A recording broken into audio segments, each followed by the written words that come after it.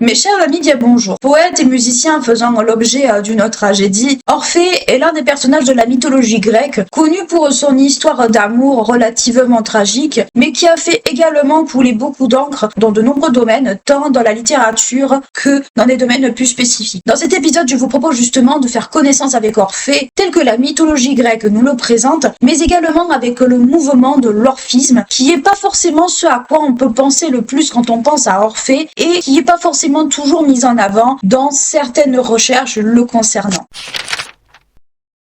Orphée est le poète et le musicien le plus célèbre de la mythologie grecque. Il est le fils du roi de Thrace, Oègre, ou Aigros selon les versions que vous allez consulter, et de la muse de l'éloquence et de la poésie épique Calliope. Oègre est un fils d'Arès, mais ce dernier fait partie du cortège de Dionysos quand celui-ci part aux Indes, au moment où vous vous souvenez, où Dionysos est un peu un dieu errant et qui va justement jusqu'aux Indes. Oègre fait partie de ses proches qui suivent le dieu jusque là-bas, où il est alors initié au culte à mystère que l'on retrouve également chez Dionysos, mais pas que. Ce dernier le transmet donc à Orphée quand il est en âge de comprendre, mais il existe plusieurs hypothèses quant aux potentiels parents justement de Orphée, à savoir que l'on fait de Orphée un fils d'Apollon et de la muse Calliope, dont par la suite, même si on doute fort de cette version, Orphée fera quand même partie des élèves d'Apollon. On en fait également un fils d'une des filles de Pyrrhos, mais globalement, partez du principe qu'Orphée est un fils principalement d'Oègre et de Calliope, la plupart du temps la version qu'on va le plus retenir. Dès son enfance, il a un énorme talent pour la musique et la poésie. Grâce à ce dernier, il, capte l'attention d'Apollon, qui lui offre sa lyre à cette corde que Hermès lui avait offert en dédommagement suite à un épisode bien particulier, et à cette dernière, donc à cette lyre, Orphée rajoute 2 cordes supplémentaires, la transformant ainsi en sitar. Tout au long de l'épisode, on va plus se parler peut-être de sitar que de lyre, mais dans la globalité, on va garder quand même le mot lyre parce que c'est ce que les histoires en retiennent. Avec sa musique, il accompagne les muses et charme n'importe quel être vivant qui peut exister, que ce soit animal ou végétal. Certains auteurs accordent même un frère à Orphée, à savoir Linos, et on va dire que cette version est très peu connue, voire très peu mise en avant. Durant son enfance, Orphée est marqué par l'étude de la théologie, notamment lors de son voyage en Égypte,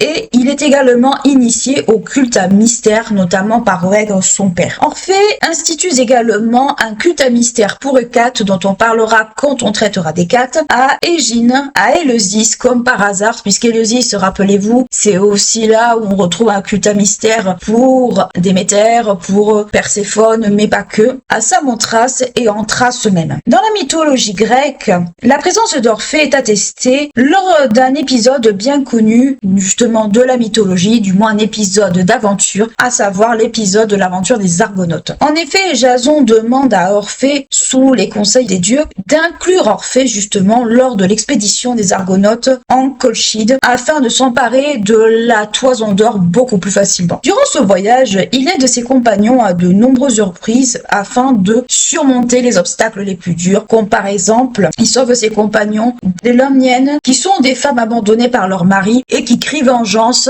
en tuant tous les hommes qui pourraient le malheur d'approcher leur île. Il immobilise également les Samplégrand, qui sont en fait 2 falaises énormes, qui sont en fait le détroit du Bosphore qu'on connaît aujourd'hui, afin qu'elles ne détruisent pas le bateau. Il encourage également les rameurs à travers son art, avec notamment la musique et le chant. Il sauve également ses compagnons des sirènes avec son chant, afin que ces derniers ne subissent pas le même sort que les compagnons d'Ulysse. Et sur place, notamment en Colchide, il réussit à charmer le dragon de Colchide, qui gardait justement de la toison d'or, afin que Jason puisse attraper la toison d'or beaucoup plus facilement. Et il détourne également l'équipage de l'île maudite de Déméter, dont personne n'est revenu. Donc on peut très bien se dire que Orphée a été très utile par rapport à ça. De retour en Piétrie, il épouse la nymphe du destin Eurydice, et ces derniers fous amoureux s'installent en Thrace, où ils sont très heureux. Selon Diodore de Sicile. Un enfant serait né de ce couple, Musée, devenant plus tard le premier prêtre de Déméter, Isis. Toutefois, si on suit Pausanias, Musée serait plutôt le fils d'Antiphémos, un noble d'Athènes, mais il devient malgré tout élève d'Orphée par la suite. Donc, quelle que soit en fait la version qu'on adopte, Musée reste attaché à Orphée d'une certaine façon. Malheureusement, l'histoire d'amour en fait entre Eurydice et Orphée tourne au drame et malheureusement la lune de miel est de courte durée. Puisqu'un jour, dans la vallée du fleuve de Pénée, la jeune mariée est importunée par Aristée, que l'on décrit selon les versions que vous allez consulter, soit comme un dieu champêtre, soit comme un apiculteur. Donc un apiculteur, c'est quelqu'un qui s'occupe des abeilles tout simplement. Et ce dernier en fait importune la nymphe et en tentant de lui échapper, la jeune nymphe malheureusement se fait mordre par un serpent ou par une vipère, ce qui est la même chose. Mais selon ce que vous allez consulter, soit on va vous dire que c'est une vipère, soit que c'est un serpent, mais sans préciser l'espèce. Et malheureusement, malgré tous les soins d'Orphée, la jeune nymphe meurt des suites de cet empoisonnement, laissant Orphée malheureusement fou de chagrin et dans une espèce de dépression totale. Inconsolable et peut-être aussi en recherche d'une solution pour amener sa belle, Orphée prend alors une décision complètement démesurée, à savoir de descendre aux enfers afin de ramener Eurydice avec lui. Zeus, touché par la douleur du poète,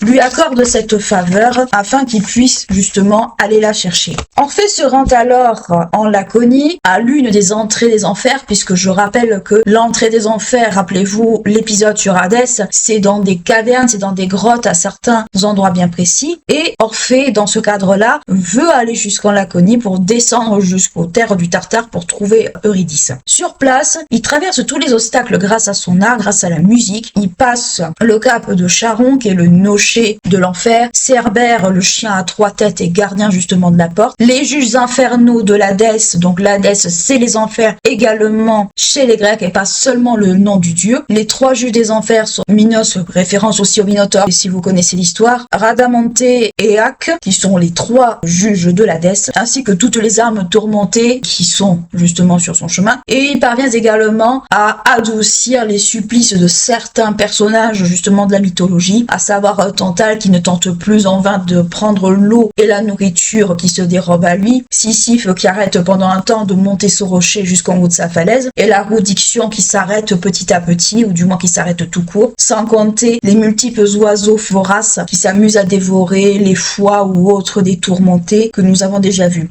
Les génies elles-mêmes, qui sont également des créatures liées au monde souterrain, cessent de tourmenter les suppliciés qu'elles aiment bien tourmenter d'habitude pour écouter Orphée et avoir les larmes qui leur montent jusqu'aux yeux. Donc c'est pour vous dire qu'Orphée a un côté un peu hypnotique et magnétique avec son art où qu'il passe, que ce soit avec l'épisode des Argonautes ou bien de ce côté-là. Orphée, grâce à cela, parvient donc à se retrouver devant les 2 souverains des enfers, à savoir Hadès et Perséphone. Le couple se laisse attendrir par son histoire, par justement la tragédie, et accède à sa requête à une condition, à savoir que Orphée ne regarde pas Eurydice avant d'être arrivé en dehors des enfers. Alors selon les versions, soit elle va être cachée sous un voile, soit elle sera derrière lui. Vous retrouverez les 2 versions qui existent. Pour repartir vers la surface, Orphée joue de la musique tout au long du chemin jusqu'aux portes des enfers. Toutefois, plusieurs versions existent quant justement au retour d'Orphée sur Terre, à savoir que la première est que Eurydice porte un voile, mais que le poète, ne pouvant attendre de retrouver sa belle en haut de la surface, décide de se retourner, mais il s'aperçoit qu'elle n'est plus derrière lui, puisqu'il a brisé la promesse qu'il avait faite envers les seigneurs des enfers. La deuxième version est que Orphée est pris un doute quant aux promesses d'Hadès, il se retourne et malheureusement, en faisant cela, il a condamné la jeune mariée à être engloutie par les ténèbres encore une fois. Et la troisième version est que Orphée, qui ne pouvant entendre en fait, se retourne et Eurydice tout simplement retourne aux enfers. Donc quoi qu'il en soit, la façon dont on peut décrire l'épisode est différente, ou du moins peut être différente, mais la finalité reste la même, Eurydice repart directement aux enfers. Toutefois,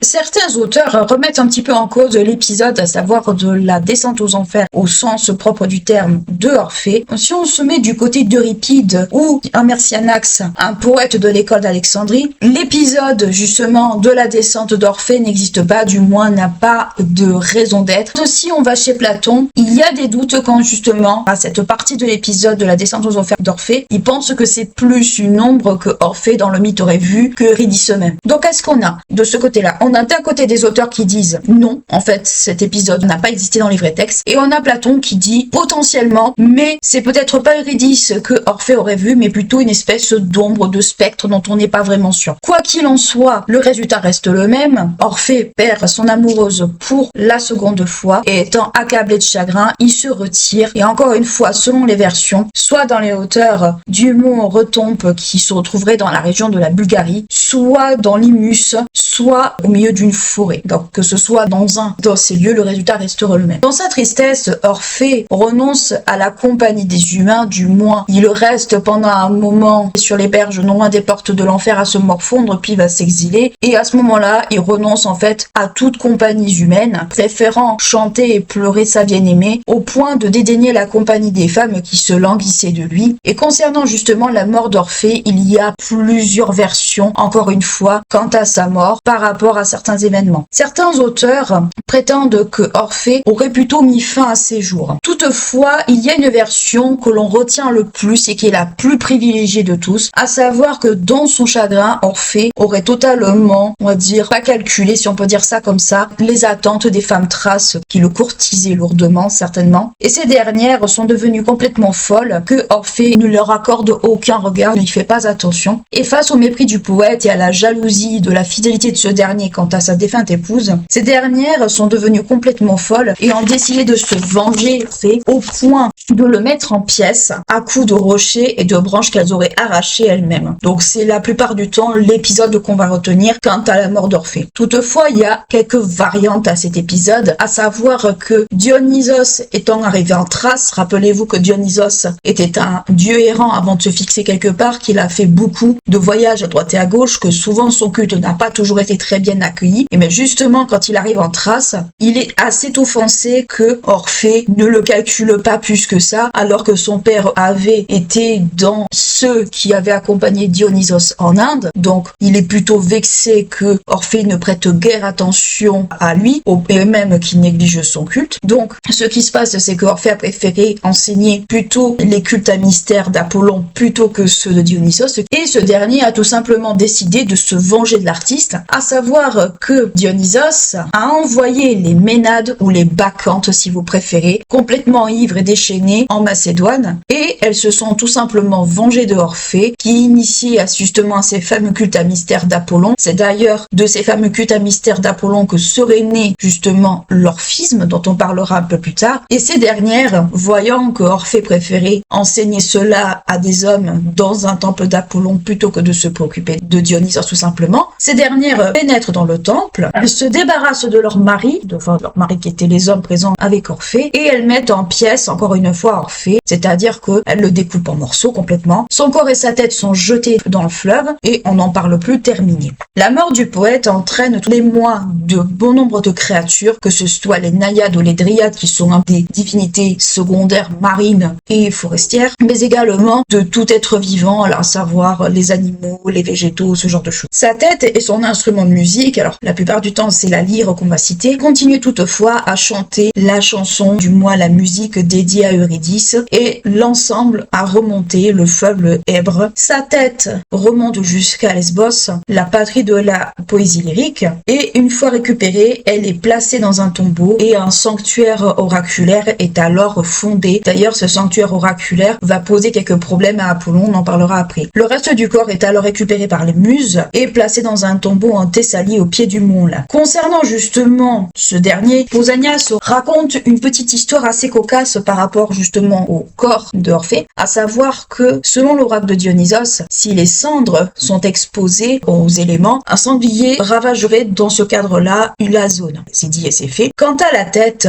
d'Orphée, cette dernière a été attaquée par le serpent de Lemnos, donc déjà ça veut dire ce que ça veut dire, mais étant protégée par Apollon, le serpent a été transformé en pierre et on n'en parlait plus. Sa tête est alors déplacée dans le cadre d'une caverne consacrée à Dionysos à Antissa, donc on passe de Dionysos à Apollon à croire que c'est une balle de ping-pong, sa tête, sans vouloir être graveleuse. Et cette fameuse caverne prend un caractère presque oraculaire qui agace profondément Apollon, car il voit une espèce de concurrence un peu déloyale aux sites oraculaires déjà présents, comme Delphes par exemple, et ces sites consacrés à le côté oraculaire d'Apollon se voient totalement désertés, si bien que le dieu se sent vexé et foulé dans ses fonctions. Il va voir la tête d'Orphée et lui ordonne tout simplement de se taire, et la tête n'a plus jamais donné le moindre oracle de sa vie entre guillemets. Quant à la cithare, la fameuse cithare, ou du moins la fameuse lyre, c'est plus une lyre qu'on va retenir dans le cadre des mythes, elle arrive jusqu'à Lesbos où elle est placée carrément dans le temple d'Apollon. Ce qui est très étonnant en fait, c'est que Apollon et Dionysos vont se renvoyer un peu la balle par rapport à Orphée, c'est-à-dire que Apollon et Dionysos, ce sont deux dieux consacrés à la poésie, l'un à la poésie lyrique, l'autre à la poésie tragique. Les deux en fait ont d'une certaine manière initié d'une certaine façon Orphée au culte à mystère. Dionysos par le biais de Oègre ou Ogros, le père de Orphée justement, père de Orphée qui l'a ensuite transmis, et ensuite Orphée a initié également de son côté, ou a également été initié au culte à mystère autour d'Apollon sur certaines choses, ce qui donnera l'orphisme plus tard. Donc c'est assez marrant de voir à quel point le personnage d'Orphée oscille entre les deux dieux qui sont diamétralement opposés par rapport à leur fonction, quoique ces deux dieux infernaux à leur façon aussi également. Et c'est surtout en fait deux dieux où la musique, la fête ou ce genre de choses prend un sens un peu différent. C'est assez, on va dire, marrant dans un certain sens de voir que les deux dieux en fait se renvoient un peu la balle par rapport à Orphée. Concernant justement la fameuse lyre, personne n'avait le droit de la toucher, ni d'en jouer, ni de quoi que ce soit, mais il existe un épisode justement qui fait que on peut se dire qu'il y a eu une exception. Néande, le fils du tyran local, à savoir qu'un tyran chez les Grecs ça n'a pas le même sens qu'aujourd'hui, ce dernier a essayé de jouer justement de l'instrument de Orphée, mais à son grand malheur, il a été dévoré par des chiens que la musique a fait venir, tout simplement parce que l'instrument est protégé par les dieux, et que par conséquent, quand un instrument est protégé par les dieux, ou du moins est protégé tout court, il faut le laisser là où c'est. Avec l'aide d'Apollon et des muses, l'instrument, donc ça veut dire concrètement la lyre, afin qu'elle ne soit plus jamais manipulée ou touchée, a été placé dans le ciel en tant que constellation. Encore une fois, on voit qu'une divinité ou quelque chose en lien avec les Grecs a été placé dans le ciel en tant que constellation. On l'avait vu par exemple pour Chiron ou pour d'autres. Le mythe d'Orphée connaît plusieurs versions, notamment sur sa mort, mais pas que. Si on prend l'exemple de sa mort, il existe une version où Zeus aurait foudroyé Orphée, car il avait communiqué les mystères dont il avait eu connaissance, notamment les cultes à mystère avec Apollon et certainement avec Dionysos. Dans une autre version, ce seraient les femmes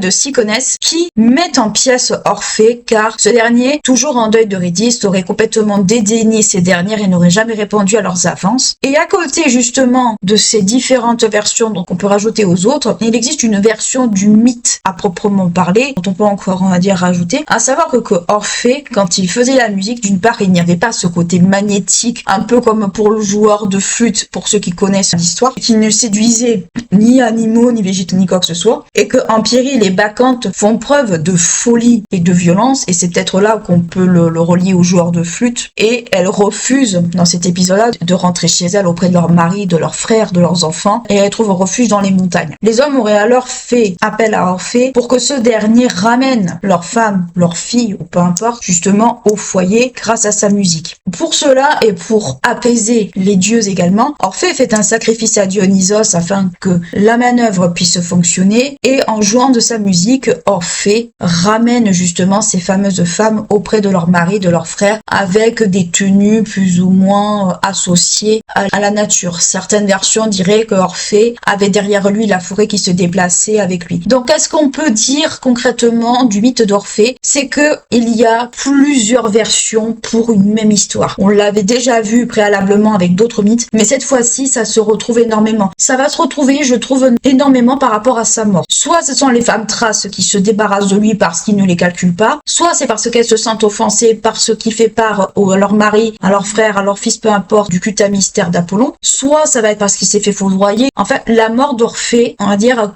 connaît plusieurs versions au fil du temps, au fil des auteurs, mais également au fil de son évolution. Un mythe, comme je vous l'ai déjà expliqué plus d'une fois, ce n'est jamais figé. Une histoire, quelle qu'elle soit, n'est jamais figée et elle peut bouger en fonction de l'auteur qui la raconte ou du moins de ce qu'il en a compris et de ce qu'il veut rajouter également, un peu comme s'il voulait rajouter sa patte justement à ça. Ce qui est, comme je vous l'ai expliqué, très drôle également par rapport au mythe d'Orphée, c'est qu'en fait on a les deux dieux de la poésie qui sont également mentionnés, à savoir Dionysos pour la poésie tragique, caractère tragique à cause de son histoire, et poésie lyrique par rapport justement à Apollon. Donc il y a ces deux côtés-là qu'on peut également souligner. Le mythe d'Orphée et Eurydice en soi, il est vrai que c'est un mythe d'amour et de tragédie qui a fait couler beaucoup d'encre, qui a fait l'objet également d'une pièce de théâtre. C'est l'un des mythes, je pense, grecs qui est le plus connu, mais il est vrai que à part ce caractère tragique de la mort d'Eurydice, la descente aux enfers de Orphée, le fait qu'il repère à nouveau mais la femme qu'il aime en sortant des enfers, même sa mort, tout ceci fait que ça contribue au caractère tragique, mais à part ça, l'épisode de sa place des Argonautes connaît très peu de choses là-dessus. Le fait que ce soit un fils de roi, personne ne le sait, et en plus c'est un roi de Thrace, donc c'est qui rajoute encore plus, puisque la Thrace, on le verra avec d'autres mythes bien sûr, mais il y a des caractères bien particuliers à certains cultes dans cette région-là. C'est également un mythe dont les origines d'Orphée, on en parle très peu. On n'a pas forcément de description physique d'Orphée par contre, c'est vrai qu'il n'y en a pas énormément. On sait que c'est un fils de roi, qu'il est probablement beau, qu'il joue très bien de la musique. En fait, Orphée, si on devait le comparer à quelque chose que l'on connaît aujourd'hui, il serait comme le joueur de flûte. Pour ceux qui connaissent cette histoire, c'est en fait un joueur de flûte qui débarque dans un village et qui, en fait, pour débarrasser de ce village des rats, de la peste, de la maladie, va se mettre à jouer de la flûte pour hypnotiser justement ces fameux animaux et de s'en débarrasser afin que les villageois soient tranquilles. Sauf que la fin est un peu plus tragique dans ce cadre-là, puisque les villageois refusant de payer le joueur de flûte, ce dernier s'est mis à hypnotiser les enfants et les a menés en Transylvanie, ou du moins par-delà les montagnes. En gros, c'est ça ce qu'il faut comprendre. Mais ça me fait un peu penser énormément aux joueurs de flûte quand je vois en fait le mythe d'Orphée. Il y a le côté amour tragique que je trouve magnifique, qui montre à quel point l'amour peut faire beaucoup de choses, parfois même jusqu'à la folie. Mais il y a ce côté également, je trouve, hypnotique, presque irréel. En fait, la musique qui hypnotise les gens, puisqu'on vous dit qu'Orphée pouvait hypnotiser, charmer n'importe quoi. Mais justement, ça me fait énormément penser aux joueurs de flûte. Quand il descend, d'ailleurs, aux enfers, c'est avec sa musique qu'il parvient à charmer n'importe qui. Il parvient à charmer Charon. D'ailleurs, Charon se fera châtier sévèrement pour l'avoir laissé passer. Il n'y aura pas que lui, mais globalement, ça fait partie, rappelez-vous, des châtiments de Charon pour avoir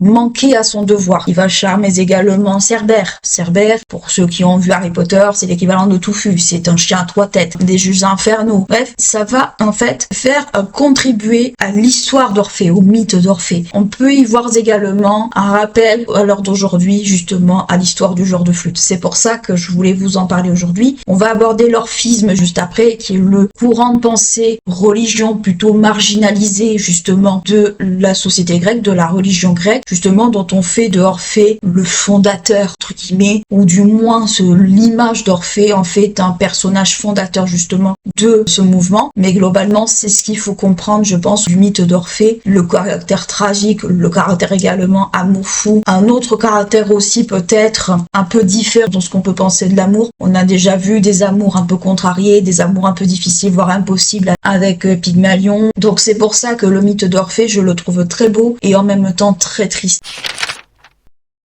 Dans la mythologie grecque, Orphée est considéré comme faisant partie des rois divins et par conséquent pouvant faire l'objet d'un certain culte. En effet, on estime que la figure d'Orphée est à l'origine du mouvement qu'on va appeler l'orphisme. C'est un mouvement qui apparaît au 6e siècle avant Jésus-Christ et que l'on considère, selon certains spécialistes, soit comme une doctrine religieuse, soit comme un mouvement religieux ou encore comme une secte, plutôt en marge du système religieux et politique justement de l'époque de la Grèce. Dans ce mouvement, Orphée est considéré comme une divinité et donc vénéré comme tel, mais pas seulement. On peut également souligner la présence de d'autres divinités à ses côtés, comme par exemple Zeus, Dionysos ou encore Zagreus. Oui, Zagreus est une divinité qui existe bien dans la religion grecque. Mais c'est une pratique qui va plutôt s'inspirer de certains cultes, certaines pratiques religieuses de certaines régions, comme par exemple la pratique thrace pour certains cultes. L'orphisme se base sur différentes choses. Il se base notamment sur les poèmes d'Orphée, mais également sur la pratique de certains cultes à mystère. On a vu dans le mythe qu'il y a des révélations du culte à mystère d'Apollon, notamment d'Orphée, par ses disciples dans le mythe justement avant son décès, mais on retrouve également certains emprunts au culte à mystère dionysiaque, donc de Dionysos, ce qui n'est peut-être pas forcément fou, puisque Orphée a été initié par son père au mystère justement du culte à mystère de Dionysos en premier lieu. L'un de ses élèves les plus connus, et peut-être qui peut paraître fou, c'est Pythagore. En effet, Pythagore va fonder le pythagorisme qui, d'une certaine manière, est le descendant indirect justement de l'orphisme, mais le pythagorisme va se distinguer de l'orphisme par sa pratique plutôt d'une philosophie autour du nombre, autour des chiffres, plutôt que d'une philosophie littéraire. Dans le cadre justement de la doctrine de l'orphisme, on considère que l'homme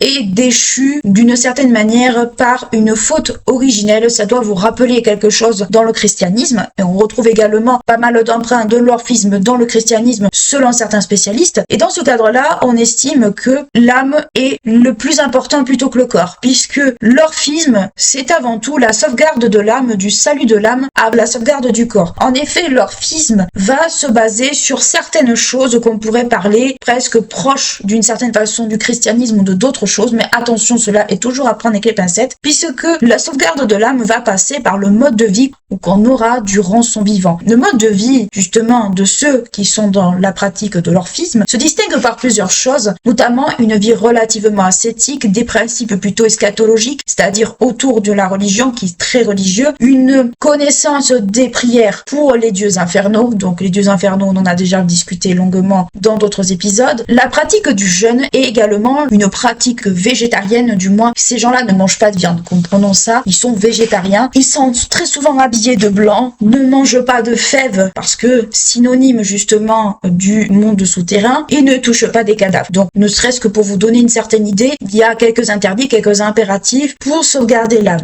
On peut également souligner d'autres principes qu'on pourrait presque relier justement au pythagorisme, à savoir l'importance, comme je vous l'expliquais, de la sauvegarde de l'âme, justement, une forme de purification, une forme un peu d'idée, comme quoi l'âme se réincarnerait, ainsi que la conception un peu de dualité entre le fait que l'âme est enfermée dans l'être humain et que cette dernière se libère après la mort. Donc, qu'est-ce qu'on peut en conclure? C'est que c'est une philosophie religieuse en-delà un peu de tout un espèce d'imaginaire, puisqu'on va parler justement d'une vie plus ou moins assez pieuse, puisque il faut quelque part mener une vie presque irréprochable pour que notre vie soit sauvegardée. On retrouve un peu ça aussi, cette forme de pensée également dans le bouddhisme, d'une autre façon, puisque justement on parle de cycle de réincarnation, on parle également du cycle de l'âme et ce genre de choses, du déplacement de l'âme, de la réincarnation de l'âme. Cela se retrouve également beaucoup dans le bouddhisme, mais ça c'est encore autre chose. Mais surtout, on voit qu'il y a certains codes que les adeptes de l'orphisme doivent, ou du moins les initiés, doivent impérativement respecter s'ils veulent pouvoir continuer justement à rester dans l'orphisme. C'est des préceptes religieux. Donc, ce qu'on peut en déduire, c'est que cette pratique tourne autour un peu justement de la question de l'âme, de la sauvegarde de l'âme par rapport au corps humain. Bien entendu, faut pas que le corps humain soit trop non plus dégradé, sinon on mourrait trop vite. Mais globalement, il y a un certain nombre d'interdits. Par exemple, les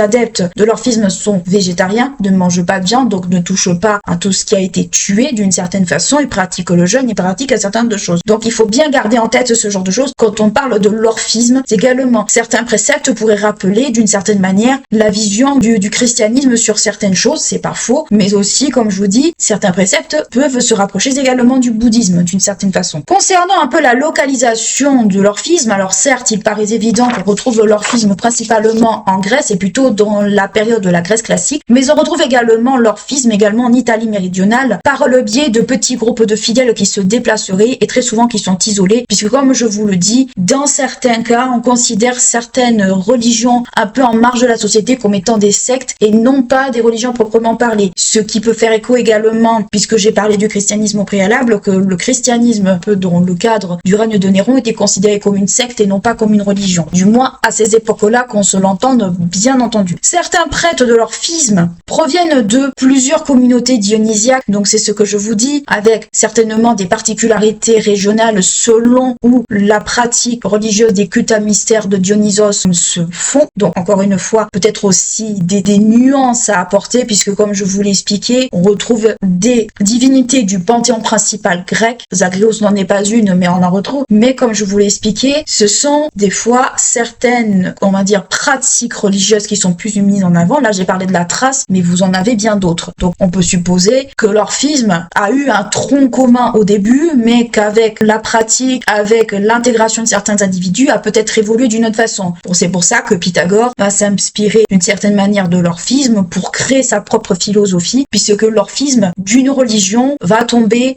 dans le côté plutôt philosophique à partir du 4e siècle, fin 4e siècle, pour devenir plus une philosophie, un mode de vie plutôt qu'une religion à proprement parler. Le clergé, justement, de l'orphisme contient plusieurs éléments. On retrouve par exemple les orphéotélestes, qui sont les disciples purs et durs d'Orphée, enfin du moins de l'orphisme, des prêtres plutôt ambulants, parfois des mendiants ou encore des charlatans qui vont se dire être de l'orphisme et qui en réalité ne le sont pas. Donc on va retrouver un peu de tout au fil du temps dans l'orphisme, ce qui peut-être au bout d'un certain moment pourrait faire en sorte qu'on le voit plus soit comme une secte, soit comme un mouvement religieux, soit quelque chose un peu d'à part plus qu'autre chose. Ils sont considérés comme des marginaux, comme je vous l'ai expliqué, mais par la suite, les orphéotélestes sont considérés principalement, comme je vous l'ai expliqué, comme les disciples purs et durs de l'orphisme. Ils sont bien entendu marginalisés, comme je vous l'ai expliqué, c'est une religion en marge de la société de l'époque, mais au fil du temps, ils sont plutôt confondus comme des purificateurs, comme des devins errants sur les routes plus qu'autre chose. En fait, des personnalités un peu à part, un peu marginalisées, pas forcément intégrées. Donc, c'est vrai que les adeptes de l'orphisme pur et dur ont tendance à avoir peut-être un peu une mauvaise réputation, puisque toute personne marginalisée, que ce soit dans l'Antiquité, que ce soit dans le monde médiéval, ne sont pas forcément considérés comme des gens faisant partie de la société. On s'en méfie, on les regarde un peu de loin, on les aime pas trop. Donc voilà un peu ce qu'on peut dire. Donc qu'est-ce qu'on peut dire concrètement sur l'orphisme? C'est une religion où il y aurait beaucoup à dire, il est vrai, mais j'ai tenu quand même à vous faire plutôt un tour d'horizon de ce qu'est l'orphisme et de ce que ça peut être, plutôt que de rentrer dans des détails des gens qui seront très pesants et ensuite qui n'auraient peut-être pas de sens. Donc qu'est-ce qu'il faut retenir concrètement de l'orphisme? C'est déjà apparition 6e siècle, considéré comme un mouvement religieux, comme une doctrine, voire comme une secte par certains historiens. Inspiration des cycles apolloniens, voire dionysiaques. Une espèce un peu de syncrétisme, ou du moins une pratique religieuse pour certaines divinités teintées de d'autres régions, par exemple la Thrace ou autre. L'un de ses élèves les plus célèbres est Pythagore, le fameux mathématicien, celui qui a inventé le fameux théorème, et surtout qui a créé une philosophie autour justement de la notion de nombre. Un mode de vie bien particulier. On parle d'une vie ascétique, on parle de la pratique du jeûne, d'être végétarien, une connaissance des prières pour les dieux infernaux, ne pas toucher les cadavres, s'habiller en blanc, l'importance de la purification de l'âme, l'importance de la réincarnation qu'on peut retrouver maintenant aujourd'hui dans d'autres religions. Une importation aussi dans d'autres zones, puisqu'on parle de l'Italie méridionale par le biais de petits groupes de fidèles qui se seraient joints à des communautés de personnes et qui auraient voyagé dans tout le bassin méditerranéen. Une pratique qui s'est plus ou moins ensuite marginalisée pour devenir ensuite une espèce de philosophie, plus en fait qu'une religion à partir du 4e siècle, avec justement d'un côté des fidèles purs et durs de l'orphisme et de l'autre côté peut-être des fidèles un peu plus édulcorés, un peu plus allégés. Voilà ce qu'il faut retenir globalement de l'orphisme. J'ai fait le choix de ne pas rentrer dans des détails pour la simple et bonne raison que le but est de vous présenter de la façon la plus claire possible l'orphisme. C'est pas quelque chose que l'on connaît beaucoup, sauf peut-être ceux qui ont fait philosophie. C'est pas quelque chose dont on a peut-être le réflexe de penser à Orphée, mais justement je me suis dit que ça serait intéressant de vous en parler. Je ne suis pas rentrée dans des détails vraiment qui auraient pu noyer le poisson ou vraiment ça aurait été compliqué de vous expliquer. Le but de cette partie, c'est avant toute chose de vous faire une présentation générale pour qu'ensuite, si vous êtes intéressé par l'orphisme et par Orphée, que vous puissiez aller faire vos propres recherches et peut-être nous puissions en discuter dans les commentaires entre nous afin que ça soit voilà quelque chose de pédagogique, d'intéressant et justement d'apporter des choses qui auraient pu soit m'échapper, soit qui pourraient compléter justement ce dont on vient de discuter dans cette partie.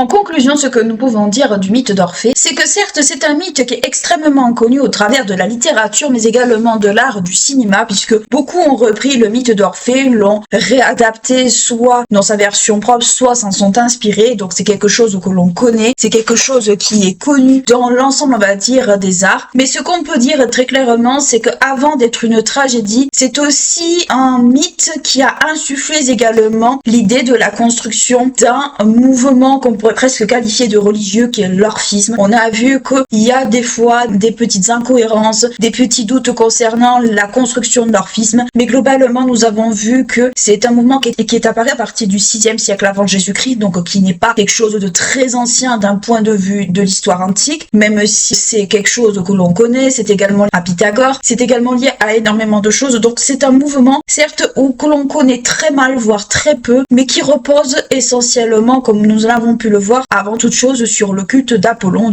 un espèce de culte, un mystère d'Apollon, comme on a pu le constater par exemple pour Déméter, Perséphone, pour d'autres divinités jusqu'à présent. Donc c'est un mouvement que l'on connaît un petit peu, comme je vous l'expliquais, de loin, un peu obscur, mais globalement, l'orphisme, ce qu'on peut aussi en dire, c'est que c'est basé avant tout sur une vie complètement ascétique, sur quelque chose qui est basé plus sur l'âme, qui est basé plus en fait sur un mode de vie qu'autre chose, autant que sur la croyance, puisqu'on fait d'Orphée en fait presque le fondateur de l'orphisme, puisque les fameux maris des Ménades se rentraient dans le temple d'Apollon pour être initiés en fait à ce qui pouvait se rapprocher de l'orphisme. Concernant certains aspects en fait du mythe de Orphée, je les ai volontairement mis de côté. Pourquoi? Parce que en fait ce n'était pas des côtés qui m'intéressaient, c'était parfois aussi des sujets qui étaient un peu à controverse, qui auraient pu être mal interprétés, et surtout en fait je voulais me concentrer sur l'orphisme plutôt que sur la pratique un peu homosexuelle bien particulière que l'on relie également à Orphée. Cet aspect en fait du mythe ne m'intéressait pas du tout, puisque ce n'était pas ça qui a suscité mon attention, car je voulais vraiment faire un sujet à la fois sur Orphée et également sur l'orphisme. Bien entendu, l'histoire d'Orphée, si on se penche vraiment dessus, c'est avant tout une tragédie, c'est un amour tragique, c'est un amour presque inconsolable, c'est aussi ce qui fait la beauté du mythe d'Orphée également. Mais il y a certains pans justement reliés au mythe d'Orphée que j'ai refusé de traiter parce que pour moi, ce n'était pas pertinent pour l'angle d'attaque que je voulais, et de deux, c'était des fois un peu sujet à confusion qui aurait pu être mal interprété ou sorti de son contexte, aurait pu être un sujet à débat assez lourd, et clairement ça ne m'intéressait pas du tout. C'est pour ça que je les ai mis de côté. Je sais bien que certains peut-être auraient attendu ce genre de traitement, mais c'était volontaire de ma part, et en fait je voulais d'abord que l'on connaisse un peu mieux l'orphisme plutôt que l'aspect homosexuel en fait qu'on attribue à Orphée, et qui pour moi en fait n'était peut-être pas forcément la chose la plus pertinente. Peut-être que si on parle de l'homosexualité éventuellement dans la civilisation grecque, éventuellement ça aurait pu avoir plus sa place dans un point de vue sociétal que d'un point de vue mythologique, mais là pour le coup j'ai refusé d'en parler parce que je pense que clairement c'était peut-être pas l'angle le plus intéressant, en tout cas pour ma part. J'espère en tout cas que cet épisode vous aura plu, vous aura intéressé, que vous aurez appris des choses sur Orphée, que peut-être vous connaissiez par rapport à la littérature, par rapport au cinéma, à l'art de façon générale, mais que globalement peut-être ça vous aura permis de redécouvrir également ce mythe que l'on connaît vite fait parce que Orphée et Eurydice ça parle beaucoup à tout le monde, mais globalement